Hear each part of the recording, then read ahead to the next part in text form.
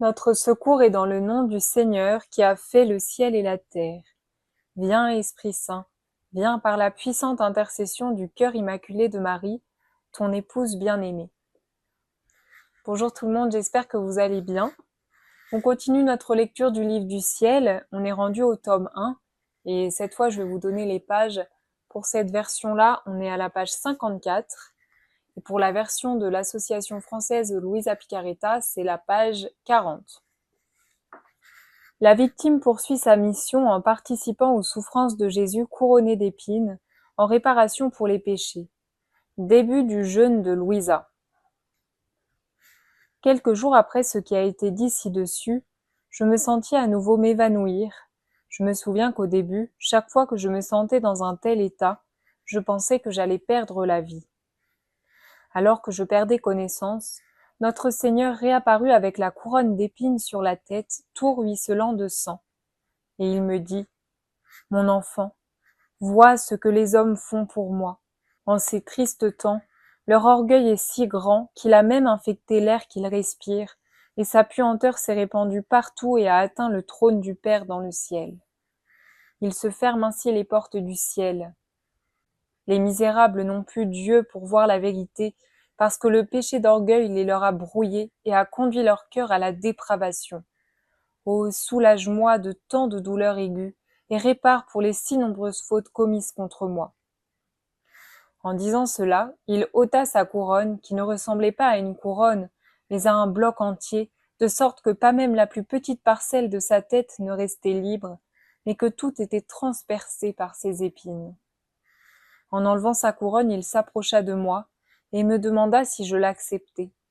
Je me sentais si anéanti, je ressentis une telle douleur devant les délits qui sont commis, que je sentis mon cœur se briser, et je lui dis, « Seigneur, fais de moi ce que tu voudras. » Alors il la prit, la posa sur ma tête et disparut. Qui pourrait décrire les affres que je traversais en revenant à moi-même? À chaque mouvement de ma tête, les douleurs devenaient plus grandes. Je sentais les épines pénétrer dans mes yeux, mes oreilles, ma nuque et jusqu'à ma bouche, laquelle se serrait tellement que je ne pouvais plus l'ouvrir pour me nourrir. Je pouvais alors passer 2 ou 3 jours sans pouvoir rien prendre. Quand cela se calmait d'une manière ou d'une autre, je sentais une main sensible appuyée sur ma tête et elle renouvelait ma douleur, et certaines fois, la douleur était telle que je perdais connaissance. Dès le début, cela se produisait certains jours et d'autres non. Parfois 3 ou 4 fois par jour, ou bien un quart d'heure, une demi-heure ou encore une heure, alors j'étais libre. Dans la mesure où c'est dans cet état de somnolence que les douleurs m'étaient communiquées, je restais ainsi plus ou moins souffrante. Je me souviens encore que parfois, à cause des douleurs à la tête, comme je l'ai dit plus haut, je ne pouvais pas ouvrir la bouche pour prendre de la nourriture. La famille savait que je ne tenais guère à rester à la campagne, alors quand ils voyaient que je ne mangeais pas, ils pensaient à un caprice et naturellement s'irritaient, s'inquiétaient ou persiflaient. Mon être tendait à en éprouver du ressentiment, car je savais que ce qu'ils disaient n'était pas vrai. Mais le Seigneur ne voulait pas de ce ressentiment, et voilà ce qui advint. On va s'arrêter sur ce texte aujourd'hui. On voit que Jésus partage avec Louisa sa couronne d'épines, et je me suis dit que c'était l'occasion de méditer sur la couronne d'épines de Jésus et d'approfondir un peu ce sujet, qu'on s'y arrête ensemble. Le risque, quand on lit ce genre de passage dans le livre du ciel, mais même chez d'autres mystiques qui ont, comme Louisa, vécu ces phénomènes de partager les souffrances de Jésus dans sa passion, c'est de s'arrêter sur le physique, sur le plan corporel, et de ne pas regarder plus loin. Donc bien souvent, on ne comprend pas, et ça nous paraît être de la cruauté, et on peut se dire, mais comment un Dieu d'amour peut-il faire subir ça à ses âmes de prédilection? Eh bien, dans cette vidéo, je vous propose qu'on approfondisse le sujet de la couronne d'épines de Jésus, et pour ça, qui de mieux que Jésus pour nous l'expliquer? J'ai donc tiré des paroles de Jésus extraites des 24 heures de la Passion. Et d'ailleurs, dans les 24 heures de la Passion, je ne sais pas si vous saviez, mais on y apprend que Jésus n'a pas été couronné d'épines une fois, mais 3 fois. Alors voici les petits textes que j'ai choisis. C'est Jésus qui nous parle. « Mon enfant, courage, Ne perds aucune de mes souffrances, sois attentif à mes enseignements. Je dois restaurer l'homme en toutes choses. Le péché lui a tressé une couronne d'opprobre et de confusion, de sorte qu'il ne peut plus comparaître devant ma majesté. Cette couronne de péché lui a fait perdre tout droit à l'honneur et à la gloire. C'est pourquoi je veux être couronné d'épines pour remettre sur le front de l'homme sa vraie couronne et lui rendre ses droits. Devant mon Père, mes épines répareront les innombrables péchés de pensée et d'orgueil.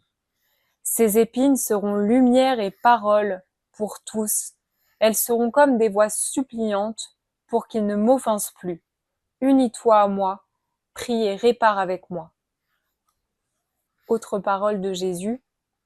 Mon enfant, ces épines disent que je veux être le roi de tous les cœurs. Toute chose m'appartient. Prends ces épines et plante-les dans ton cœur. Fais-en sortir tout ce qui ne m'appartient pas et laisse-en une en place. Elle sera la preuve que je suis ton roi et empêchera tout ce qui n'est pas moi d'entrer dans ton cœur. Fais pareillement le tour de tous les cœurs et en les blessant d'une épine, fais-en sortir tous les relents de l'orgueil, toute la corruption qu'ils contiennent et constitue-moi roi de tous. Et un peu plus loin, Jésus nous dit « Mon enfant, viens dans mes bras ligotés, pose ta tête sur mon cœur et tu éprouveras des douleurs plus intenses encore, car ce que tu vois du dehors et dans ma chair n'est que le trop-plein de mes souffrances intérieures. Sois attentive aux battements de mon cœur et tu comprendras que je répare les injustices commises par les chefs, les oppressions commises contre des pauvres, des innocents qu'ils font passer après les rois. L'orgueil de ceux qui, accaparant pour eux les dignités, les fonctions et les richesses, n'hésite pas à désobéir à la loi et à faire du tort au prochain, fermant les yeux à la lumière de la vérité. Par ces épines, je veux briser l'esprit d'orgueil et de domination. Par les trous que ces épines me font à la tête, je veux me frayer un chemin jusque dans leur intelligence pour réorganiser en elles toutes choses à la lumière de la vérité. Les 3 petits extraits que je vous ai lus viennent de la 17e heure de la Passion, à savoir quand Jésus est couronné d'épines. Et donc, comme je vous disais tout à l'heure, on apprend que Jésus n'a pas été couronné une fois au cours de sa Passion, mais 3 fois. Et voici ce qu'il nous dit lors du 2e couronnement d'épines. Le 2e couronnement d'épines a lieu quand Jésus vient d'être condamné à mort et que les soldats veulent remettre ses vêtements à Jésus, mais pour lui remettre ses vêtements, ils lui arrachent sa couronne et ensuite lui remettent. Et voilà ce que Jésus dit pendant son 2e couronnement d'épines. Ah, combien d'hommes agissent ainsi, administrent mes sacrements ou les fréquentent dans un but purement humain et parfois mauvais. Le bien que l'on fait mal conduit à la dureté de cœur. Et je veux être couronné une seconde fois, avec des souffrances accrues, pour briser cette dureté et par mes épines attirer à moi tous ces hommes. Ah, mon enfant, ce second couronnement m'est beaucoup plus douloureux. À chaque mouvement que je fais, à chaque coup reçu, ma tête est comme ballottée dans un océan d'épines. J'endure 1000 morts. Je répare ainsi toute la malice des offenses. Je répare pour ceux qui, quel que soit leur état, au lieu de penser à leur propre sanctification, se dissipent et rejettent ma grâce et continuent de m'enfoncer des épines toujours plus pointues. Ils me font gémir, pleurer des larmes de sang et soupirer après leur salut. Ah, moi, je fais tout pour les aimer, et eux font tout pour m'offenser. Toi, du moins, ne me laisse pas seule avec mes souffrances expiatrices. Et enfin, le 3e couronnement d'épines de Jésus a lieu au moment où il est dépouillé de ses vêtements avant d'être crucifié. Et donc les bourreaux, quand ils arrachent les vêtements de Jésus, lui arrachent aussi sa couronne d'épines pour là le lui remettre brutalement. Et voici ce que Jésus dit à propos de son 3e couronnement d'épines. Mon enfant, quel prix me coûtent les âmes! C'est ici le lieu où je les attends toutes pour les sauver, où je veux réparer les péchés des hommes qui se dégradent plus bas que des bêtes et qui s'obstinent à m'offenser. Ils finissent par ne plus savoir vivre sans faire de péché. Ils ont perdu la raison et pêchent comme des fous. Voilà pourquoi on me couronne d'épines une 3e fois. Et pendant qu'on me déshabille, J'expie pour tous ceux qui revêtent des vêtements de la luxure et de l'indécence, pour ceux qui pèchent contre la modestie, pour ceux qui sont tellement attachés aux richesses, aux honneurs et aux plaisirs qu'ils en font un Dieu pour leur cœur. Oh oui, j'éprouve la mort pour chacune de ces offenses, et si je n'en meurs pas encore, c'est parce que la volonté de mon Père éternel n'en a pas encore déterminé le moment. Les 2 extraits que je vous ai lus concernant le 2e et 3e couronnement d'épines se trouvent dans la 18e heure donc du portement de la croix. Suite aux paroles qu'on vient d'entendre de Jésus lui-même, on se rend compte à quel point les épines de Jésus, elles sont fécondes et à quel point elles sont indispensables pour nous.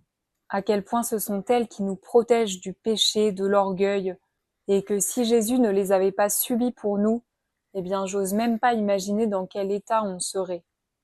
Et en méditant toutes ces paroles de Jésus, on comprend pourquoi, quand on prie l'heure du couronnement d'épines, mais les 24 heures en général de la Passion, on en vient avec Louisa à dire ceci. Mon amour, mon cœur se serre en te laissant.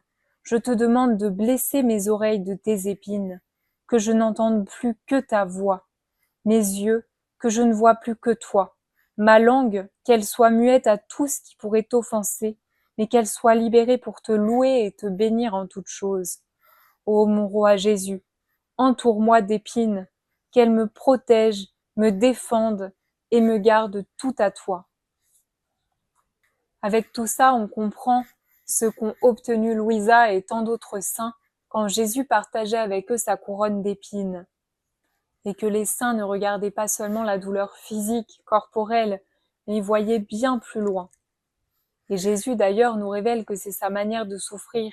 Il ne regarde pas la douleur en tant que telle, la souffrance pour la souffrance, mais dans les tortures qu'il subit, il regarde le fruit et ce que ça va apporter, et à savoir nous sauver. Il a toujours ça à l'esprit, et sinon il dit bien qu'il l'aurait jamais fait. Et ça, c'est le secret aussi pour savoir souffrir avec Dieu, c'est de ne pas s'arrêter seulement à la souffrance et au fait que ça nous fait mal, mais de regarder plus loin, de regarder que notre souffrance, elle peut apporter du soulagement à Jésus, l'aider à sauver des âmes et tant d'autres choses. Et après ça, vous me direz, bah c'est bien tout ça, mais moi je suis pas Louisa, je suis pas une mystique, j'ai jamais vu Jésus, j'ai jamais vécu d'expérience extraordinaire comme ça. Mais la bonne nouvelle, c'est que même si on vit pas les choses de manière mystique, comme Louisa et les saints ont pu le vivre, on peut aussi partager avec Jésus sa couronne d'épines. Et je pense à chaque fois qu'on souffre dans notre corps, dans notre âme, dans notre psychique, eh bien si on souffre en union avec Dieu, avec l'intention de donner notre souffrance à Jésus et qu'il en fasse ce qu'il veut, à ce moment-là, je vous garantis qu'on participe aux souffrances de Jésus. Il y a aussi chaque fois que nous mettons à mort nos pensées d'orgueil, de domination, nos jugements, nos médisances, nos calomnies, nos mensonges, etc., pour laisser vivre la divine volonté en nous, et de cette manière laisser vivre les pensées de Dieu, laisser vivre en nous son humilité, sa miséricorde, sa vérité, etc. Pour conclure cette vidéo, je voulais vous partager le vécu de 2 saintes avec la couronne d'épines. Et peut-être qu'avec tout ce qu'on a entendu de Jésus, ça pourra nous éclairer un petit peu et nous aider à voir les choses de manière différente. La première, c'est Sainte Rita, une très grande sainte, qui était profondément émue de compassion quand elle méditait la Passion, et un jour elle va demander à Jésus la grâce de participer à ses souffrances, et alors qu'elle est en prière, eh bien il y a une épine de la couronne d'épines de Jésus qui se détache et qui va se planter dans son front. Et elle va garder cette plaie très douloureuse pendant 15 ans. Et de sa blessure, d'ailleurs, il y avait une mauvaise odeur qui se dégageait. Et donc Sainte Rita, suite à ça, elle a vécu beaucoup d'humiliation dans son couvent. Mais si on regarde les fruits de sa vie à Sainte Rita, bon déjà, elle avait une vie de prière et une union au Christ assez exceptionnelle. Elle était très douce, très patiente, héroïque dans ses souffrances. Elle avait un véritable esprit de sacrifice, d'amour des autres, et une très très grande humilité. Et les gens aussi venaient la voir pour obtenir des conseils spirituels. Et d'ailleurs, Sainte Rita est la sainte qu'on invoque pour les causes désespérées. La deuxième sainte, c'est Sainte Catherine de Sienne. Et un jour, le Christ lui apparaît en tenant 2 couronnes, une couronne en or très brillante et une couronne d'épines. Et il lui dit de choisir laquelle elle veut. Et évidemment, Sainte Catherine va choisir la couronne d'épines. Et Sainte Catherine va vivre pendant des années avec ce stigmate, invisible, je crois, de la couronne d'épines.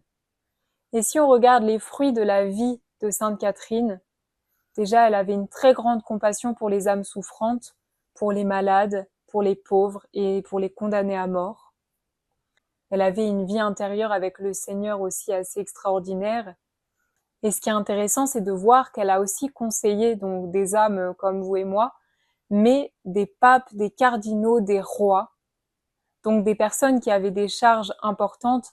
Et je me disais en faisant cette vidéo que c'est pas étonnant qu'elle ait pu le faire avec la couronne d'épines de Jésus sur la tête, en voyant tous les fruits de la couronne qui remettent les idées en place, qui brisent l'esprit de domination, d'orgueil, etc.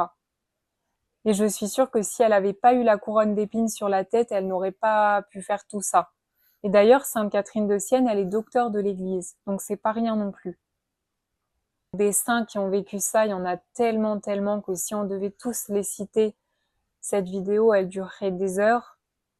Et c'est beau de voir que Jésus, il n'a pas menti et que quand il dit que sa couronne d'épines, c'est une couronne de gloire, et bien quand on regarde tous ces saints qui sont des chefs-d'œuvre de sainteté, Jésus n'a pas menti, il a dit la vérité. Et donc on comprend pourquoi la couronne d'épines, elle est enviable et que c'est le plus beau trésor qu'on puisse posséder sur la terre. Et je me disais aussi que nous, les Français, on a beaucoup de chance parce que la couronne d'épines, elle est à Paris. Alors vous me direz, ça peut pas lui faire de mal à la France parce qu'on est arrivé à un tel degré d'orgueil et de corruption que on a grand besoin des fruits de la couronne d'épines sur notre pays. Pour la prochaine fois, je vous propose qu'on continue de méditer sur la couronne d'épines, pourquoi pas en faisant la 17e heure de la Passion, et d'essayer, quand on y pense, eh bien de se revêtir de cette couronne d'épines, surtout dans les moments où on se sent orgueilleux, où on a envie de juger négativement les autres, bref, toutes les fois où on voit que c'est pas Jésus qui règne en nous. Et bien sur ce, je vous remercie d'avoir regardé cette vidéo, et je vous dis à dimanche prochain 18h pour continuer notre lecture. Soyez bénis. Regarde ma tête couronnée d'épines, mes mains et mes pieds, ils sont transpercés. Ce sont les couronnes des mauvaises pensées, les clous des péchés, des actes mauvais. Je dois réparer, rendre gloire à mon Père, souffrir pour toutes les âmes, qu'elles n'aillent pas en enfer, par ces crucifiements, ces couronnements d'épines. Je dois satisfaire